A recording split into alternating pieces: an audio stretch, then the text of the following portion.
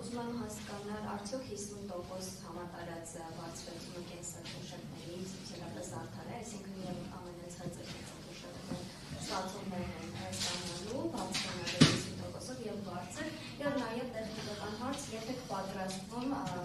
ինչքան է շարունակվելու ստորագրահավաք, երբ եք պատրաստվում հանրագիրը ներկայացնել։ Տեսեք, երկրորդ հարցը միանգամից պատասխանեմ, քանի որ պատասխանեցի։ Մենք նախատեսում ենք առնվազն 3 ամիս ստորագրահավաք շարունակել, բայց գուցե մի քիչ ավել, բայց ոչ անվերջ, որովհետև բոլոր դեպքերում պետք է արդյունքները ներկայացվեն մինչև ընտրությունները, որովհետև դա, այսպես ասած, քաղաքական ազդեցության գործիք է։ Հիմա վերադառնալով ձեր առաջի հարցին, տեսեք, ձեր առաջի հարցը մի քիչ բարդ պատասխան ունի հետևյալ իմաստով։ Կան որոշակի կատեգորիաների քաղաքացիներ, նախկին դատավորներ, պատգամավորներ, դատախազներ եւ այլն, որոնք շատ բարձր թոշակներ են ստանում։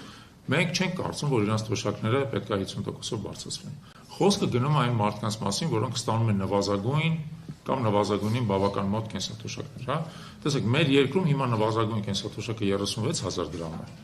միջինը 48,000 դրամ է։ Որպեսզի այդ թիվը պատկերացնենք համեմատության մեջ, սպառողական նվազագույն զամբյուղը 80,000 դրամ է,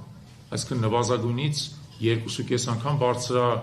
միջինից համարյա 2 անգամ բարձր է, հա։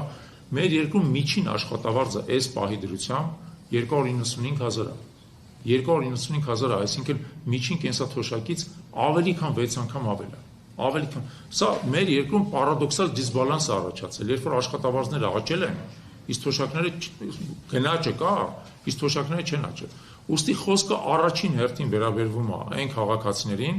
որոնց կենսաթոշակները էապես զիջում է սպառողական նվազագույն զամբյուղին, բայց դա ճնշող մեծամասնությունն է։ Այսինքն այն կատեգորիաները քաղաքացիների, որոնց մասին խոսքը գնում է, բարձր են, դա 1-2%-ն է ընդամենը։ Մնացած 98 կամ 99%-ը ստանում է շատ ցածր կենսաթոշակ։